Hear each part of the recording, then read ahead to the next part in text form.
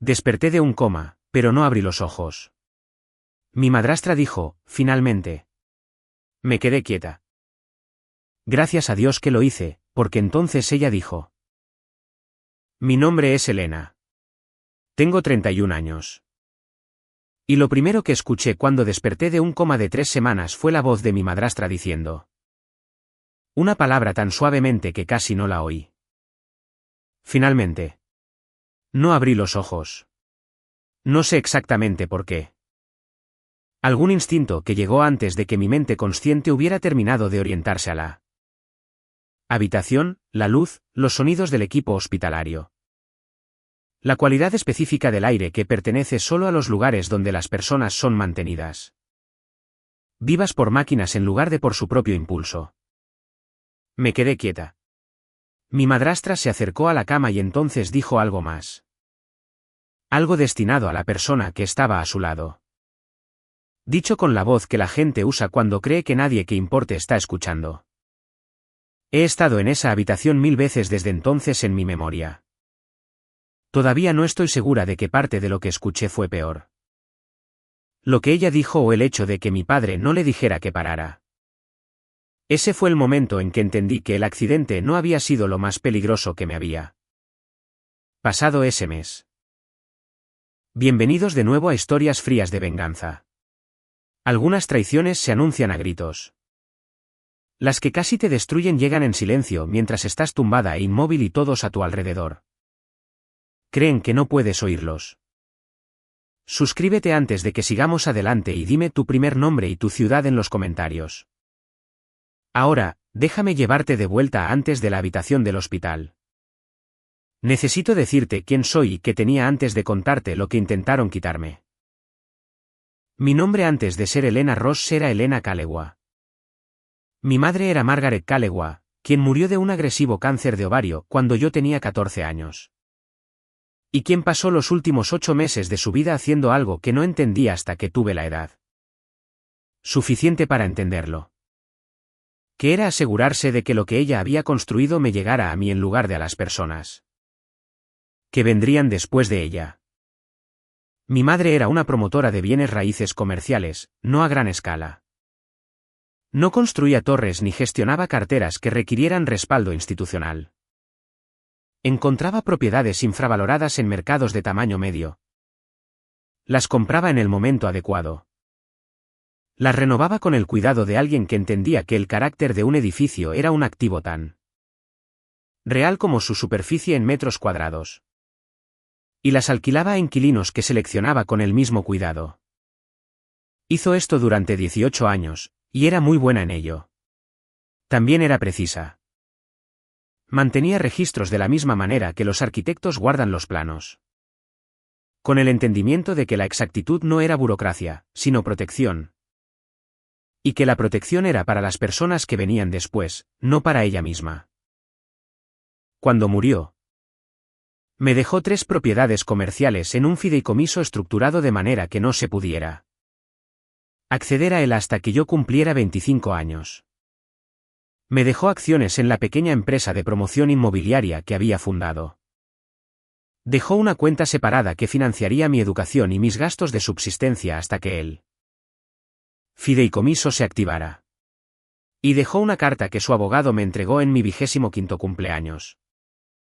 Entregada en un sobresellado con mi nombre en el exterior escrito de su puño y letra.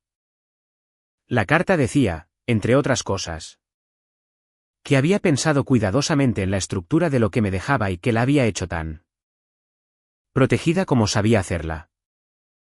Dijo que no era ingenua sobre lo que el dinero le hacía a la gente que no lo había ganado y que creía tener derecho a él. Dijo que las protecciones que había construido no eran porque no confiara en mí. Eran porque sí confiaba en mí. Y quería asegurarse de que el fideicomiso fuera respetado por los sistemas a mi alrededor. Incluso cuando las personas a mi alrededor no fueran de fiar.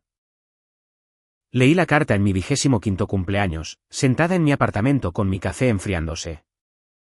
Pensé en ella de nuevo en la habitación del hospital, tumbada e inmóvil con los ojos cerrados. Escuchando la voz de mi madrastra. Mi madre había sabido algo que yo había tardado 11 años en aprender. El nombre de mi padre es Richard Ross, ahora tiene 58 años. Se volvió a casar 4 años después de la muerte de mi madre. Cuando yo tenía 18 y me iba a la universidad. Lo que significó que el momento se sintió como algo que había sido gestionado en lugar de coincidente. Había estado viendo a mi madrastra, Catherine, durante al menos un año antes de hablarme de ella.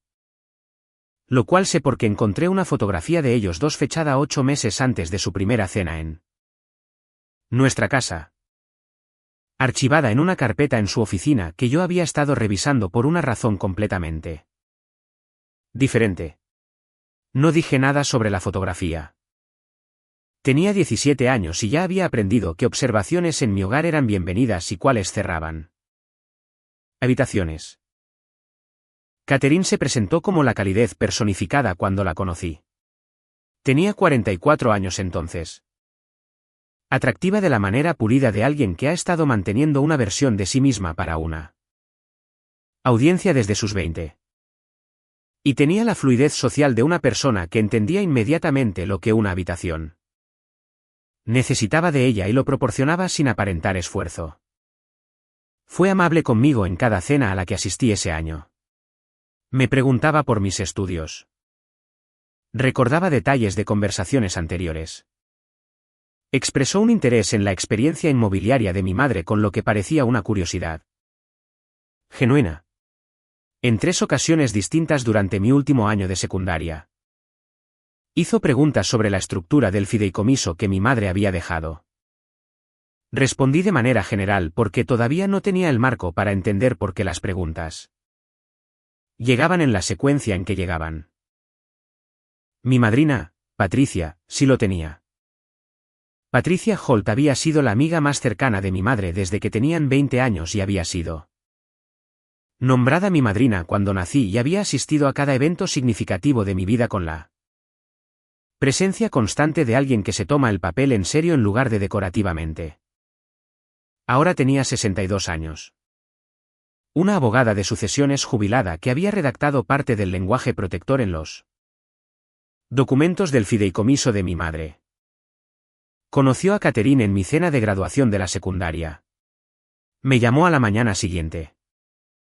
Dijo, ten cuidado con sus preguntas. Yo dije, parece genuinamente interesada. Patricia dijo, está genuinamente interesada. Eso es exactamente de lo que te estoy diciendo que tengas cuidado. No lo entendí entonces. Lo entendería 4 años después, cuando desperté en una habitación de hospital. Me mudé a Atlanta después de la universidad. Tenía un título en administración de empresas y fui a trabajar para una empresa de gestión de propiedades comerciales, no porque necesitara los ingresos, sino porque quería entender la industria en la que mi madre había construido su vida antes de asumir la responsabilidad de lo que me había dejado. Trabajé allí durante 3 años. Aprendí cosas que no podría haber aprendido solo de los documentos o la herencia. Que era cómo funcionaban los edificios como negocios. Cómo se mantenían las relaciones con los inquilinos. Cómo se identificaba y cerraba la brecha entre la condición de una propiedad y su potencial. Cumplí 25 años el marzo antes del accidente. Patricia me dio la carta de mi madre. Activé el fideicomiso. Tuve una reunión con la gestora financiera independiente del fideicomiso, una mujer llamada Grace, que había estado gestionando la cuenta desde la muerte de mi madre y que me saludó con la calidez de alguien que ha estado esperando mucho tiempo para finalmente conocer a la persona para la que ha estado trabajando. La activación del fideicomiso contenía las 3 propiedades comerciales, las acciones de la empresa y una cuenta de inversión que 10 años de gestión conservadora habían hecho crecer hasta una cantidad que me tomó un momento asimilar cuando Grace me mostró el estado de cuenta. Mi madre había sido cuidadosa. Había sido muy cuidadosa. El comportamiento de Catherine cambió la semana después de mi 25º cumpleaños.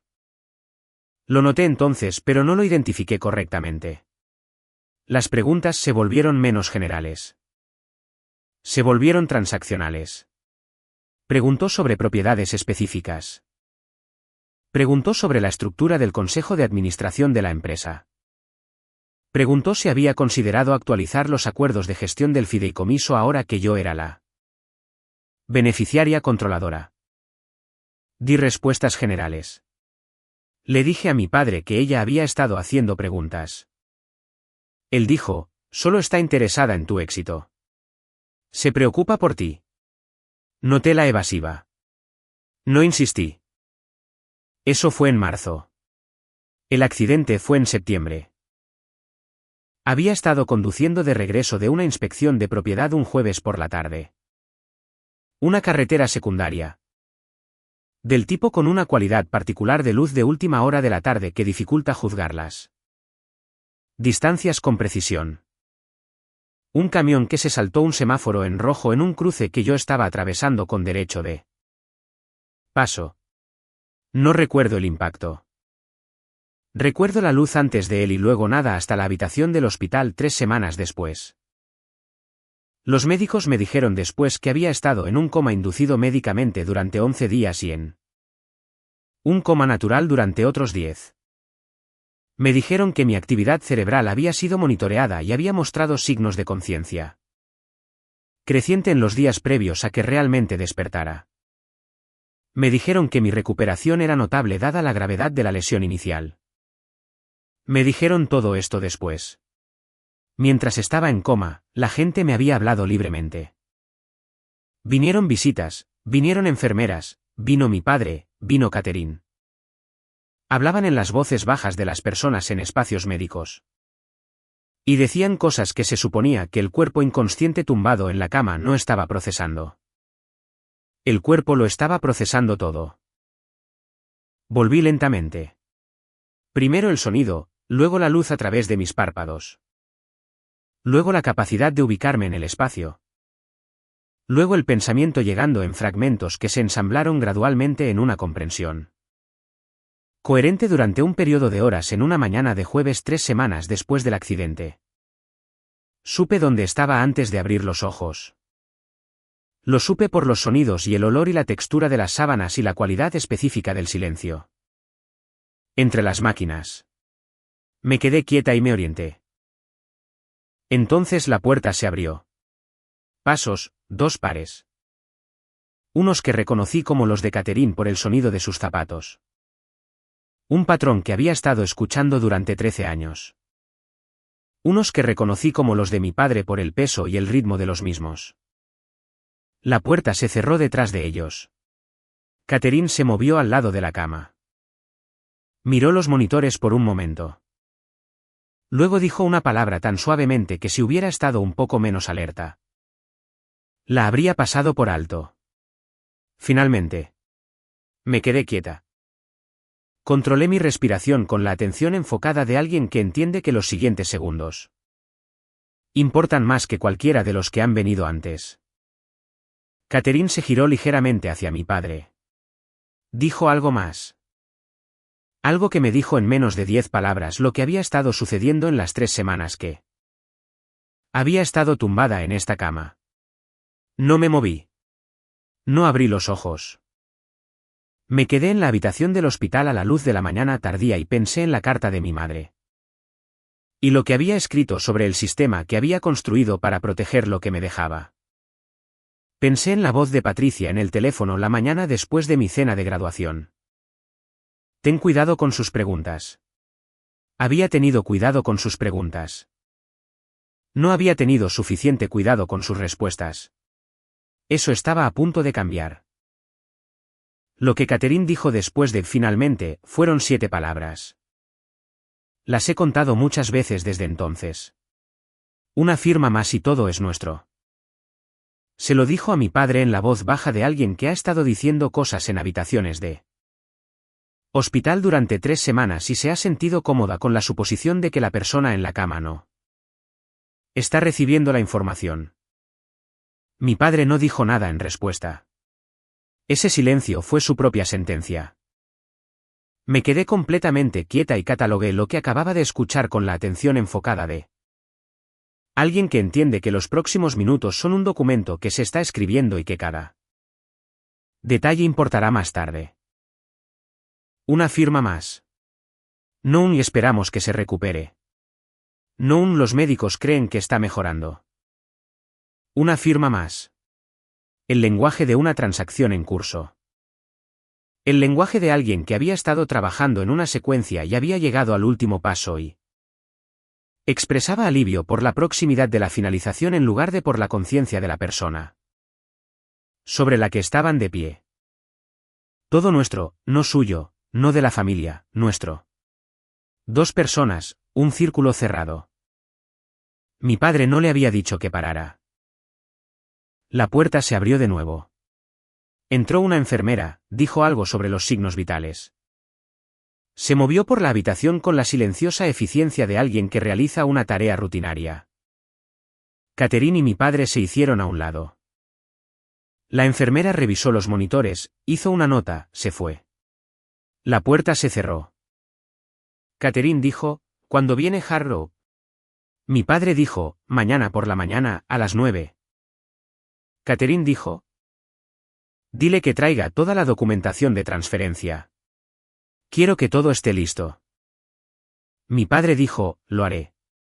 Tomé nota del nombre Harrow. Tomé nota de mañana por la mañana. Tomé nota de la documentación completa de transferencia. Luego noté algo más. La voz de mi padre tenía la cualidad de un hombre que sigue instrucciones en lugar de participar en una conversación entre iguales, no reacio, no coaccionado. Solo un hombre que había cedido la dirección de algo a otra persona y había dejado de pensar en la dirección como algo que le correspondía cuestionar. Eso me dijo más sobre las 3 semanas que había estado inconsciente que cualquier cosa que Catherine hubiera dicho. Se fueron juntos a las 11:40. Me quedé quieta durante 20 minutos después de que la puerta se cerrara. Luego abrí los ojos. El techo de una habitación de hospital es de un tono particular de blanco que no existe en ningún otro lugar, institucional y neutro. Y diseñado para no darle a la persona que lo mira nada que pueda producir emoción en ninguna dirección. Lo miré durante mucho tiempo. Hice inventario. Mi cuerpo estaba presente de las maneras que importaban. Podía mover mis manos. Podía girar la cabeza lentamente. El lado derecho de mi cuerpo tenía la pesadez del desuso en lugar de daño. Mi brazo izquierdo tenía una vía intravenosa. Me dolía la cabeza con la persistencia constante de algo que había estado doliendo durante mucho tiempo y simplemente se había convertido en la condición ambiental. Estaba viva. Y por primera vez en 3 semanas, también estaba estratégicamente posicionada. Hargrove vendría a las 9 de la mañana siguiente con la documentación completa de transferencia. Tenía aproximadamente 22 horas. Necesitaba 2 cosas. Una aliada en este edificio que entendiera lo que estaba sucediendo y una manera de contactar a Patricia antes de las 9:00 de mañana. Me quedé quieta y pensé. La enfermera que había entrado a tomar los signos vitales tenía una placa con un nombre que no había podido leer desde el ángulo en el que estaba tumbada. Pero me había tocado la muñeca cuando me tomó el pulso. Y sus dedos se habían detenido una fracción de segundo más de lo que requería una revisión de rutina. No lo suficiente como para estar segura, pero sí lo suficiente como para ser notable. Había notado algo. Iba a necesitar que esa observación fuera útil. Su nombre era Adas. Regresó para los signos vitales de la tarde a las 4:30. Primero revisó los monitores. Luego se acercó a la cama y me tomó el pulso con los mismos 2 dedos en mi muñeca. Y esta vez yo presioné hacia atrás. Un pequeño aumento de presión, apenas perceptible. El tipo de señal que solo se registra si ya estás prestando el tipo correcto de atención. Se quedó quieta. No miró a la puerta. No cambió su expresión. Simplemente mantuvo su compostura clínica con la facilidad practicada de alguien que ha sido entrenado para no reaccionar a información sorprendente en habitaciones donde las reacciones tienen consecuencias. Dijo con la misma voz tranquila y profesional que usaría con cualquiera. Voy a tomarle la temperatura. Colocó el termómetro y mientras esperaba, se inclinó ligeramente más cerca del monitor que pretendía leer y dijo: apenas por encima de un susurro, parpadea una vez si puedes oírme. Parpadeé una vez. Ella se enderezó, hizo una nota en su historial, tomó la lectura del termómetro, hizo otra nota. Y luego dijo con el mismo tono clínico: voy a ajustar ligeramente tu posición para mayor comodidad. Se movió al lado de la cama. Mientras ajustaba la almohada, dijo en voz baja y directamente: has estado mostrando signos de conciencia durante 2 días. Lo documenté en mis notas personales. No en el historial principal. No sabía en quién confiar. Presioné su muñeca una vez con mis dedos. Ella dijo: hay una mujer que ha visitado 3 veces que no está en la lista de familiares aprobados. Se registró como amiga de la familia la primera vez. Tiene un hombre con ella que creo que es un abogado. Vinieron mientras tu madrastra estaba aquí ayer y tu madrastra les pidió que se fueran.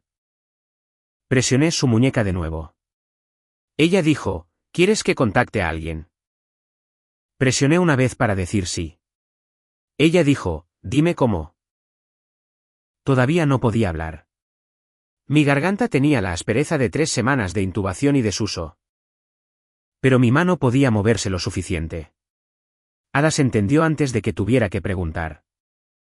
Trajo un bloc de notas del carrito de suministros, puso un bolígrafo en mi mano derecha. Sostuvo el bloc en un ángulo que podía alcanzar. Escribí 2 cosas, Patricia Holt, y su número de teléfono. Que había memorizado a los 14 años y nunca había olvidado. Luego escribí una palabra más, esta noche. Adas miró lo que había escrito.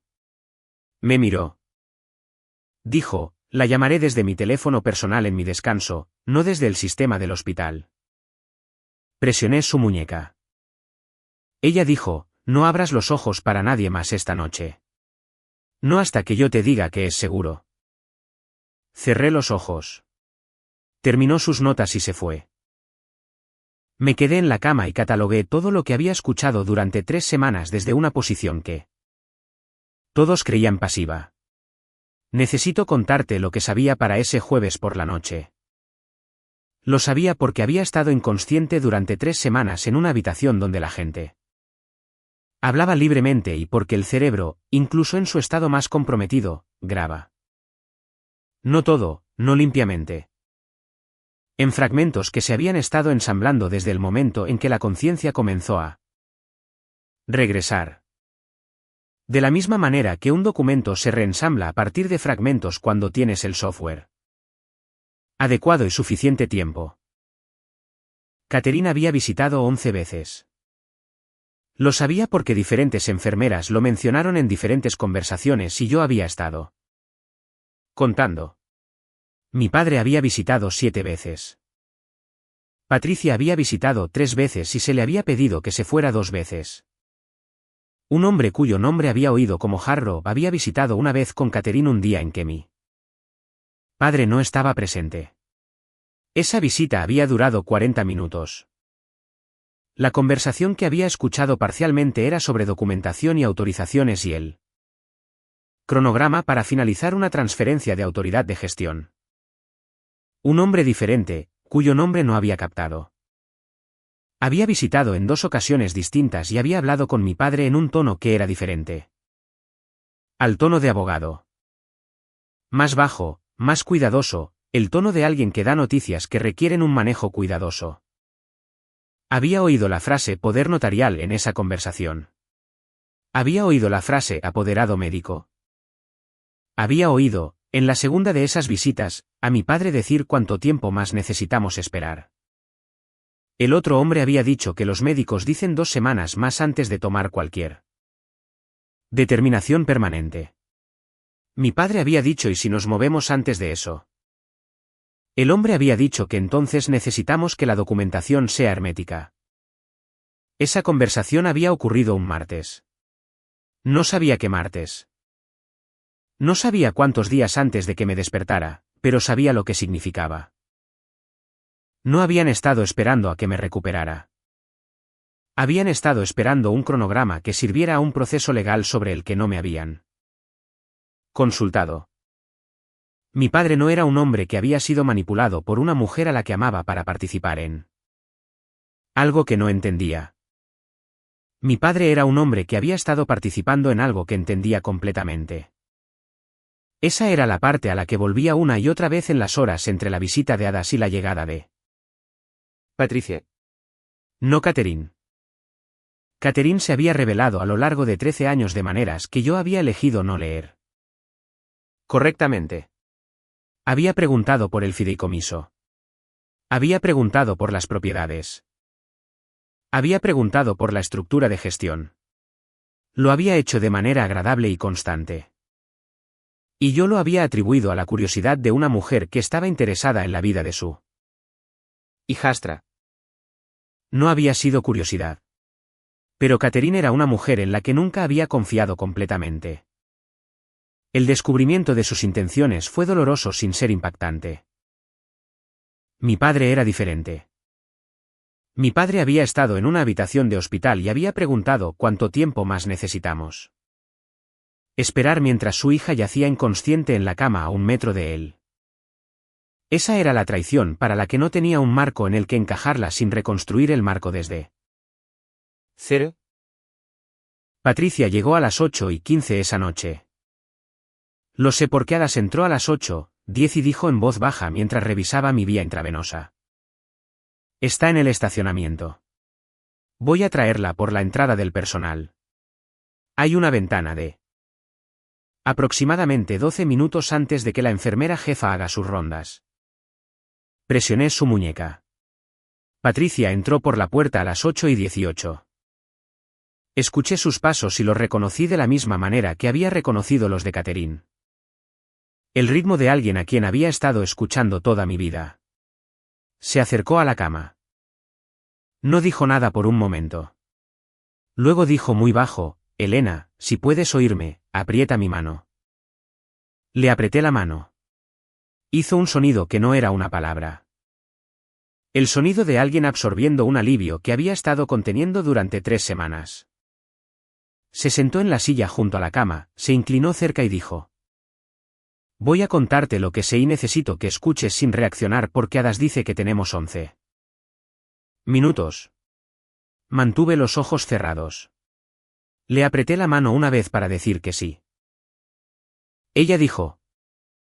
Catherine solicitó un poder notarial médico temporal el 4º día de tu hospitalización. La solicitud citaba la angustia de tu padre y su petición de que ella gestionara las decisiones médicas. El equipo legal del hospital lo marcó como irregular. Pero tu padre confirmó la petición por escrito y se concedió de forma limitada. Le apreté la mano. Ella dijo, el 9º día, un hombre llamado Harrow, que es un abogado de sucesiones que Catherine contrató hace 18 meses. Presentó documentación al gestor financiero del fideicomiso solicitando una revisión de emergencia de la estructura de gestión. Citó tu incapacidad y lo que describió como los derechos de tu padre. Como cofideicomisario original.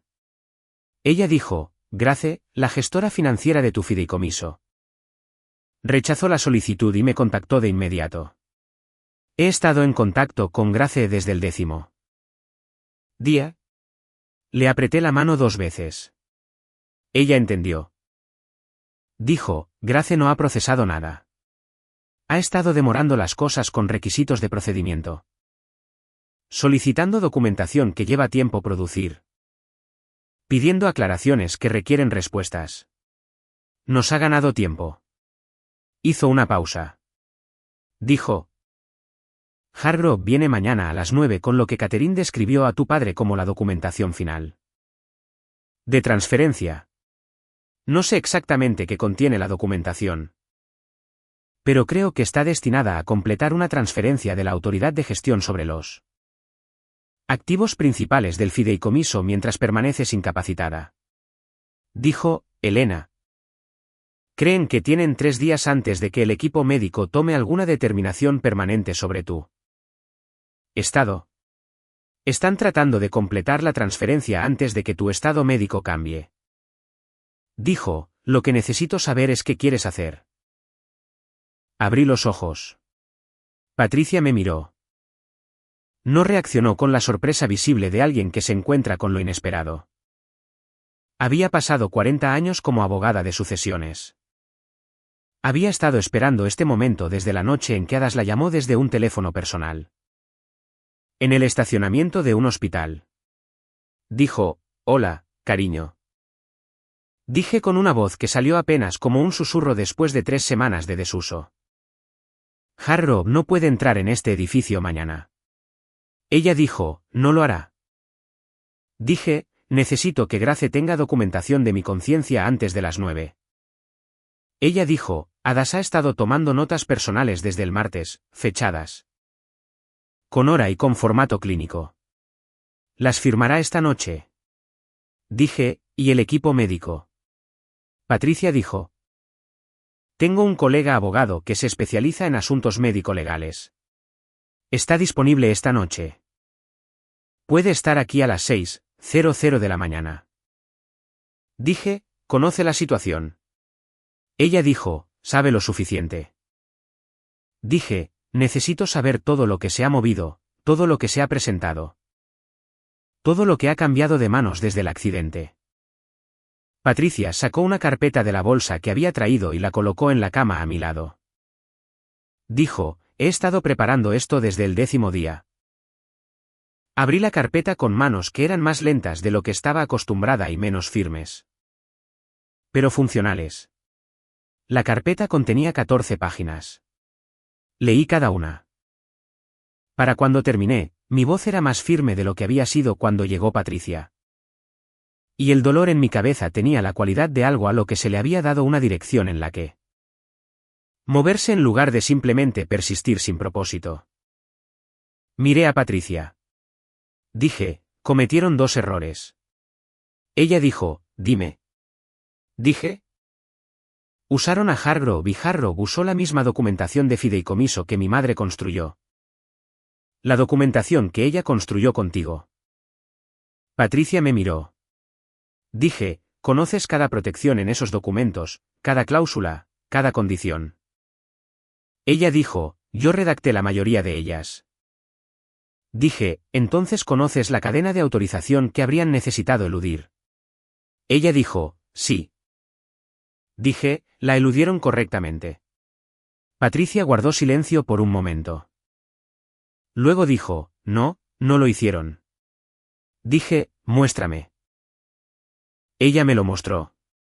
Para las 10:00 de esa noche.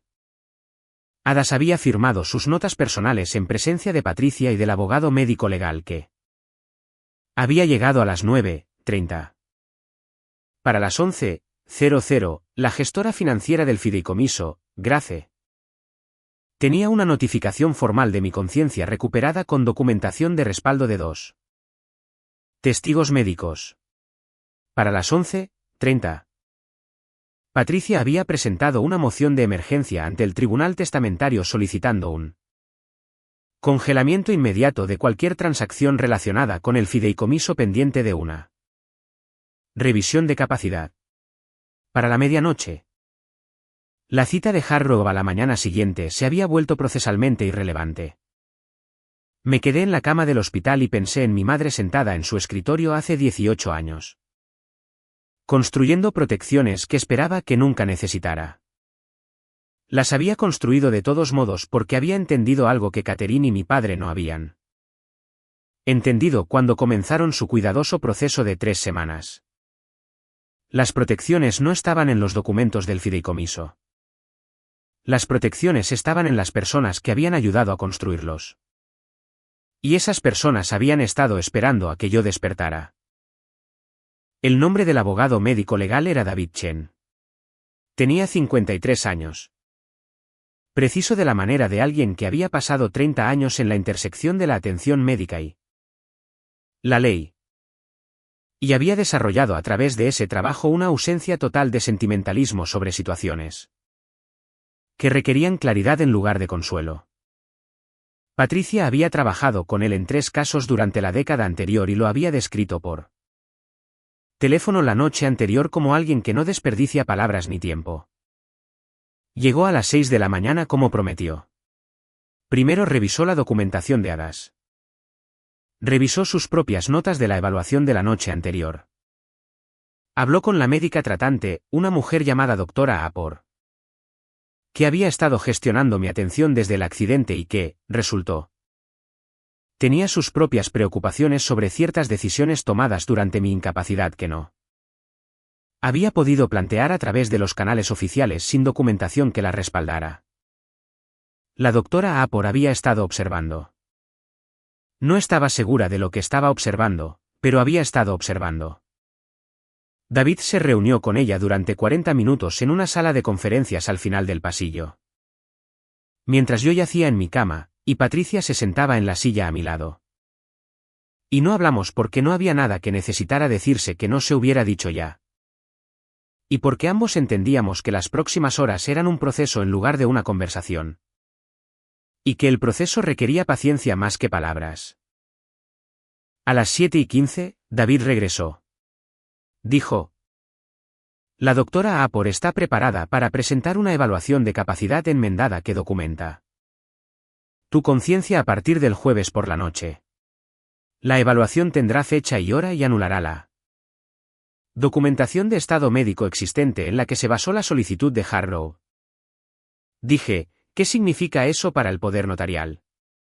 Él dijo: el poder notarial médico temporal de Catherine se otorgó sobre la base de tu incapacidad. En el momento en que una evaluación de capacidad actual establece tu conciencia y capacidad de comunicación, la base para el poder notarial ya no es válida. No requiere una orden judicial para invalidarlo. Se invalida automáticamente bajo los términos de la concesión original. Dije: ¿y la cita de Harrow?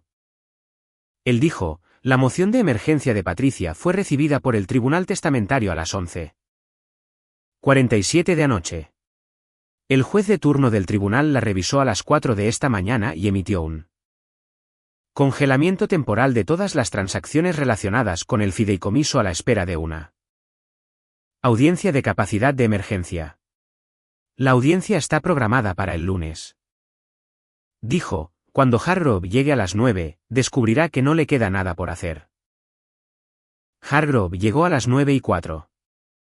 Lo sé porque Hadas estaba en el puesto de enfermeras cuando entró por la entrada principal y me envió una sola palabra en el bloc de notas que me había dejado, aquí. Doblé el bloc de notas. Lo coloqué debajo de mi almohada y me quedé quieta con los ojos abiertos y esperé. Vino a la habitación con Catherine. Abrieron la puerta juntos. Catherine se detuvo. Me miró. Miró mis ojos abiertos y la almohada ajustada detrás de mí y el vaso de agua en la mesita de noche. Que había pedido y bebido y el borde del bloc de notas visible al borde de la almohada. Miró a Patricia sentada en la silla junto a la cama con una carpeta en su regazo. Miró a David Chen de pie cerca de la ventana. Luego me miró de nuevo. Dije: buenos días, Catherine. Mi voz todavía no era la que había sido 3 semanas antes. Tenía la cualidad de algo que se usa por primera vez después de un largo periodo de inactividad. Pero estaba presente, y era clara. Y llegó a la habitación con el peso de algo que había estado ausente durante 3 semanas y ahora había regresado. Hargrove entendió antes que Catherine. Era un abogado, y los abogados leen las habitaciones para ganarse la vida. Y leyó esta habitación en aproximadamente 4 segundos. Y entendió que la carpeta de documentos bajo su brazo no se iba a abrir hoy. Catherine dijo: ¿estás despierta? Dije: he estado despierta desde el jueves por la tarde. Ella no dijo nada. Dije: te escuché el jueves por la mañana antes de abrir los ojos. A ti y a mi padre. Su expresión pasó por varias etapas. La primera fue la incredulidad. La segunda fue el cálculo de alguien que evalúa si la incredulidad es una posición viable. La tercera fue algo que no se resolvió en ninguna expresión para la que yo tuviera un nombre. Dije: Patricia ha presentado una moción de emergencia ante el Tribunal Testamentario. Las transacciones del fideicomiso están congeladas a la espera de la audiencia del lunes. El poder notarial es inválido a partir de la evaluación de capacidad enmendada de la doctora A por presentada esta mañana. Harrop dijo, me gustaría hablar con mi cliente. David Chen dijo, por supuesto, el pasillo está disponible. Hargrove y Catherine salieron de la habitación, la puerta se cerró. Patricia no dijo nada. Miré al techo por un momento. Luego dije, ¿dónde está mi padre? Patricia dijo, llamó al hospital a las 7:30 de esta mañana. La oficina de la doctora Apor le dijo que tu estado había sido actualizado. No. Ha vuelto a llamar desde entonces. Dije, él sabe. Ella dijo, sí. Dije, va a venir. Ella dijo, no lo sé. Dije, yo tampoco. No vino ese día. Vino a la mañana siguiente, solo. Sin Catherine y sin Hargrove y sin la actuación específica de preocupación que había mantenido. Durante las 3 semanas de mi hospitalización cuando había visitado 7 veces mientras planeaba la finalización de una transferencia financiera. Vino a las 8:00 de la mañana. Cuando el hospital estaba haciendo sus rondas matutinas y el pasillo fuera de mi habitación tenía el ruido ambiental de una institución comenzando su día. Se paró en la puerta.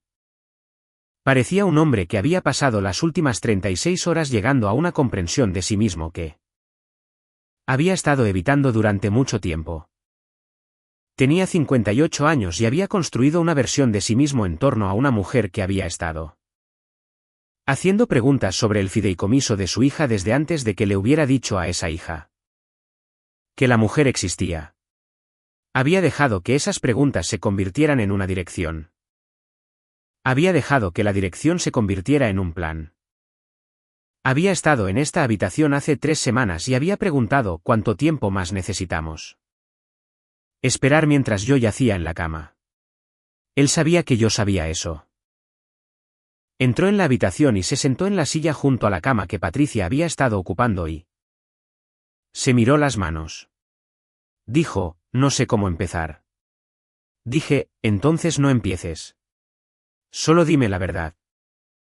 Dijo, sabía lo que Catherine estaba planeando. Lo supe desde el principio, no todos los detalles. Pero sí la dirección. Dije, ¿cuánto tiempo? Dijo. Comenzó a hablar sobre la estructura del fideicomiso el año después de casarnos. Me dije a mí mismo que solo tenía curiosidad. Me dije a mí mismo que era porque se preocupaba por lo que te pasara. Se detuvo. Supe que eso no era verdad para cuando cumpliste 25. Me permití seguir sin saberlo porque la alternativa requería que hiciera algo que no estaba dispuesto a hacer. Dije, dejarla. Él dijo, sí. Dije, ¿la elegiste a ella? Él dijo que sí. Lo dijo sin la defensa de un hombre que ha preparado un caso para sus elecciones, solo la admisión. La descripción precisa de una decisión que había tomado. Miré a mi padre, 58 años. El hombre que me había tomado de la mano en el funeral de mi madre y me había dicho que resolveríamos todo juntos y lo había dicho en serio, creo, en el momento en que lo dijo. Dije, la audiencia es el lunes. Necesito que le digas al tribunal lo que sabes. El alcance total de lo que se planeó. La documentación que firmaste. Las conversaciones con Harrop, todo. Él dijo, eso se usará contra Catherine. Dije que sí. Él dijo, ¿y contra mí? Dije, probablemente sí. Estuvo en silencio durante mucho tiempo. Luego dijo, tu madre no me perdonaría por esto. Dije, lo sé. Él dijo, ¿puedes tú? Me senté con esa pregunta honestamente en lugar de reflexivamente. Dije, todavía no lo sé. Esa es la respuesta más honesta que tengo. Él asintió. Dijo, estaré en la audiencia. Se levantó. Me miró una vez más desde la puerta con la expresión de un hombre que ha dejado algo que había estado cargando en la dirección equivocada durante mucho tiempo y aún no está seguro de cómo se siente caminar sin ello. Luego se fue. La audiencia del lunes duró 3 horas. Estuve presente en persona. Lo que había requerido una autorización médica de la doctora Apor y una silla de ruedas para la primera parte antes de que demostrara que podía ponerme de pie y lo hice. Mi padre testificó primero. Le contó al tribunal el alcance total de su conocimiento, las conversaciones con Harrow, la documentación que había firmado, el cronograma de la planificación de Catherine tal como lo entendía.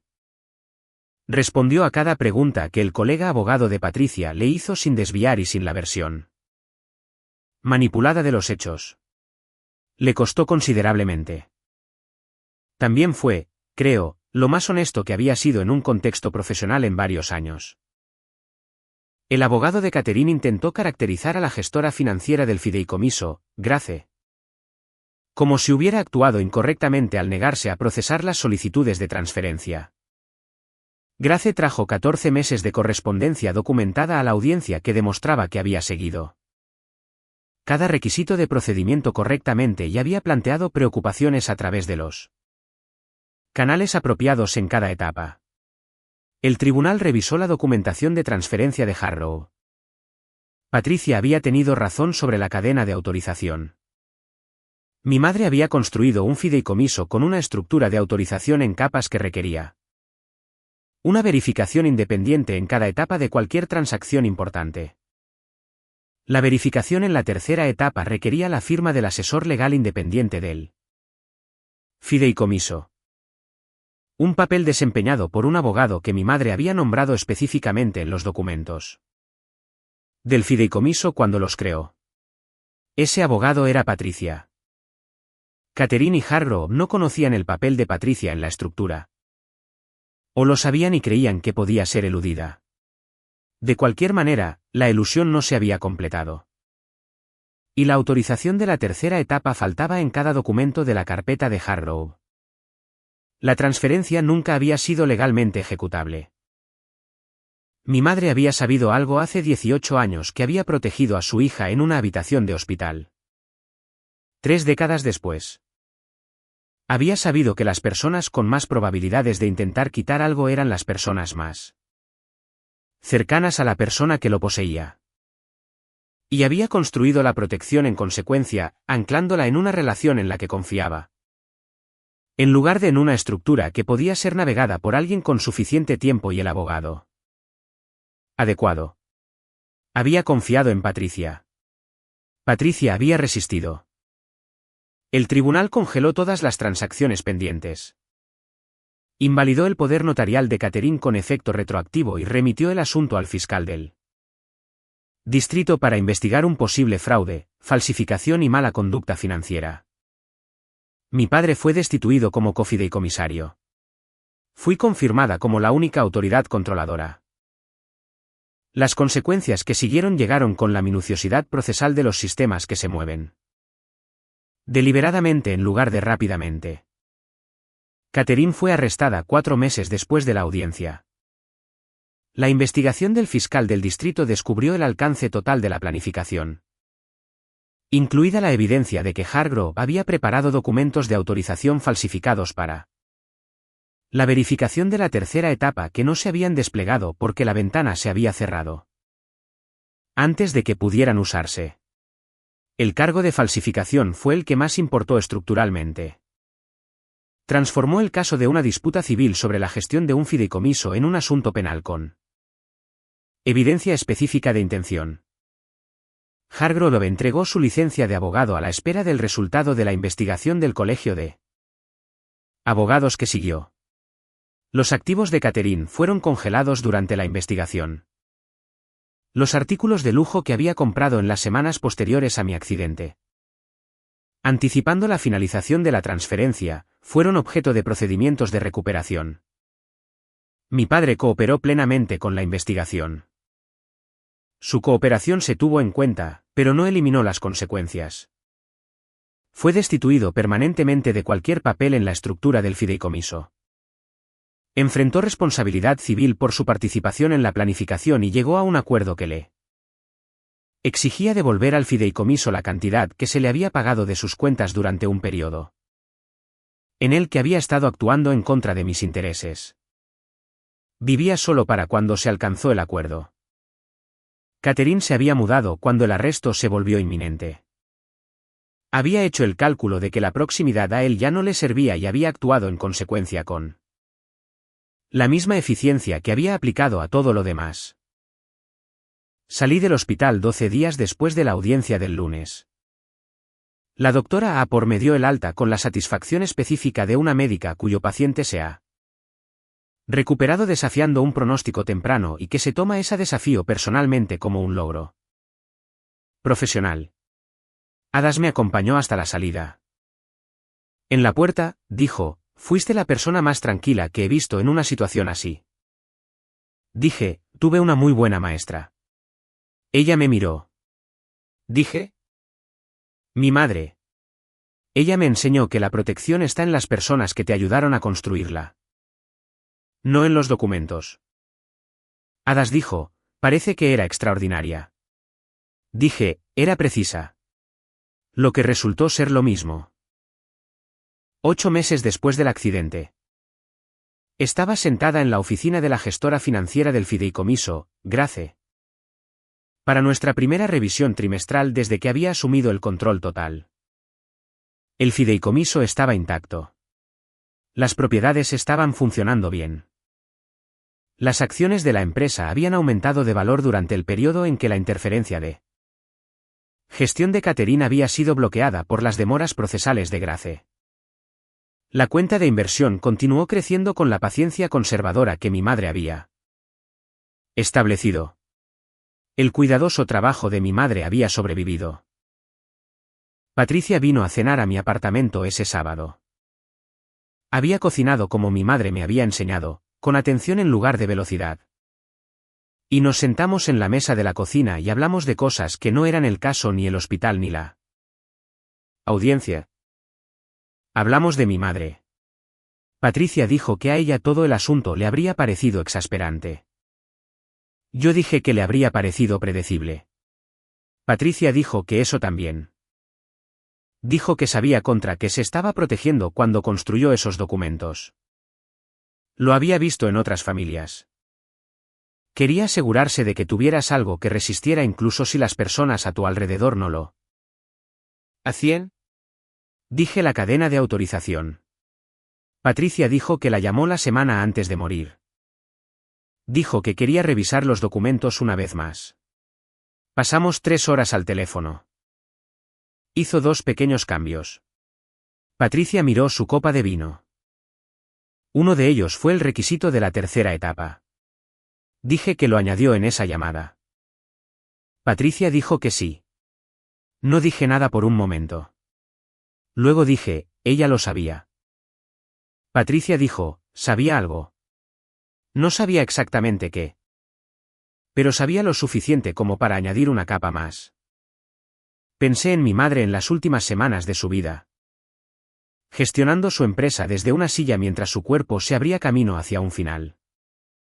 Fue lo suficientemente precisa como para ser honesta al llamar a su abogada para añadir un requisito de autorización de tercera etapa a un documento de fideicomiso para una hija que tenía 14 años y aún no sabía por qué importaría. Lo había hecho de todos modos porque así era ella.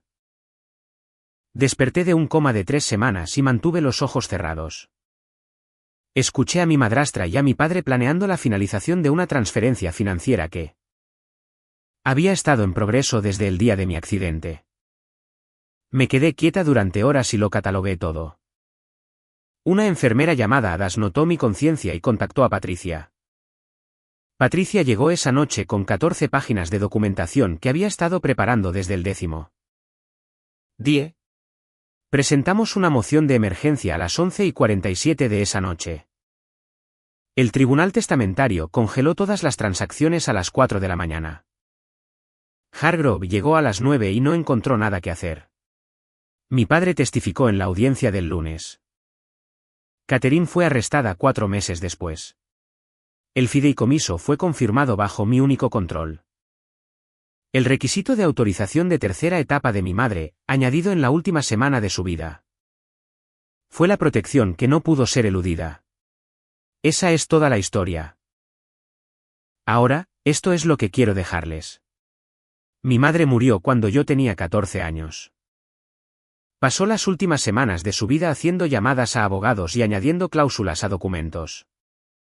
Y construyendo estructuras que esperaba que nunca necesitara. Pero que no estaba dispuesta a dejar incompletas. No podía estar en esa habitación de hospital conmigo. Pero lo que construyó sí estaba. Así es como se ve la verdadera protección. No una puerta cerrada, no una confrontación, no una intervención dramática. Un requisito de autorización de tercera etapa añadido en una llamada telefónica de 3 horas de una mujer moribunda que entendía que las personas con más probabilidades de intentar quitarte algo serían las personas más cercanas a ti cuando fueras más vulnerable. Fue precisa. La precisión, resulta ser, es una de las formas más duraderas de amor. La segunda cosa, Adas no me conocía. No tenía ninguna obligación de notar lo que notó o de actuar al respecto a través de canales no oficiales con riesgo profesional personal. Lo notó porque prestó atención. Actuó porque su instinto le dijo que lo que estaba viendo importaba. Presten atención a las personas a su alrededor que notan cosas y actúan sobre lo que notan. Son más raras que los aliados obvios y más valiosas cuando cuenta. Dime en los comentarios tu primer nombre y tu ciudad. Dime si alguna vez has tenido a alguien de tu lado que no tenía por qué estarlo. Para más historias como esta, ven a buscarnos en el canal. Cada historia aquí es sobre alguien que fue descartado y resultó ser la única persona que nadie había tenido en cuenta adecuadamente. Suscríbete y te veré en la próxima.